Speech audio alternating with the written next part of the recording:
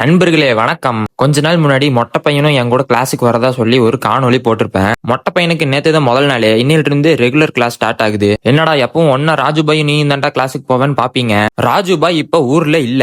ராஜுபாய் ஊருக்கு போயிட்டா, மணியும் ஊருக்கு போயிட்டான். ராஜுபாய் ஊருக்கு வந்த அப்புறமும் நான் மொட்டையும் கூட தான் வண்டியில வருவேன். அது ஏன்னு ராஜுபாய் வந்ததுக்கு அப்புறம் சொல்றேன். இப்போ இன்னைக்கான கதைக்குள்ள வருவோம். மொட்டை என்ன பக்கத்து கிளாஸ்ல விட்டு அவனோட கிளாஸ்க்கு பக்கத்து கிளாஸ் ஆனா என்னோட கிளாஸ்க்கு வந்துட்டேன். பார்த்தா ஒருத்தனையும் காணா, நான் மட்டும்தான் பசங்கள ஒத்தையா உட்காந்துட்டு இருக்கேன். தனியா உட்கார்றதுக்கு போர் அடிக்குதுன்னு தனுஜா பக்கத்துல வந்து உட்கார்ந்தேன். சொல்லாம கொள்ளாம எல்லாம் லீவ் போட்டானுங்க தனுஜா அப்படின்னு அவர்கிட்ட புலம்பிட்டு இருந்தப்போ சொட்ட நண்பர் என்ட்ரி கொடுத்தாரு. வந்ததுல இருந்தே சொட்ட நண்பர் ரொம்ப சோகமாவே இருந்தான். ஏன்டா சொட்ட நண்பா சோகமா இருக்கேன்னு கேட்டதுக்கு, மொட்டை நண்பா என்னோட போன் டிஸ்பிளே உடஞ்சிருச்சுடான்னு சொல்லி அழுதான். எல்லா நண்பர்களும் போன் யூஸ் பண்றதை பார்த்து சொட்ட நண்பா சோகத்துல முழுகிட்டான். சொட்ட நண்பர் ரொம்ப சோகத்துல இருக்கிறனால கொஞ்சம் சந்தோஷப்படுத்தலாம்னு சொல்லி சந்தோஷம் சந்தோஷம் பிஸ்கெட் வாங்கி சாப்பிட்டோம். அதுக்கப்புறம் பையன் சந்தோஷமாயிட்டான். மதிய உணவை நண்பர்களோட உட்கார்ந்து சாப்பிட்டு லேபுக்கு வந்துட்டோம். நானும் சொட்ட நண்பனும் சீக்கிரம் சாப்பிட்டு சீக்கிரம் லேபுக்கு வந்துட்டோம். எங்க கூட தான் இந்த நியாஸ் பையனும் வந்தான். ஆனா பாதியில ஆள காணோம். பையனை காணமேன்னு ரொம்ப நேரமா நானும் சொட்டையும் தேடிட்டு இருக்கோம். கடைசியில பார்த்தா புதுசா வந்த பேட்ச்ல ஒரு பொண்ணு கூட போய் கடலை போட்டுட்டு இருந்திருக்காப்ல. அதுக்கப்புறம் கிளாஸ் எல்லாம் முடிச்சுட்டு வேலைக்கு கிளம்பிட்டேன். இப்பவும் எனக்கு பார்சல் கம்மியா தான் வந்துட்டு இருக்கு.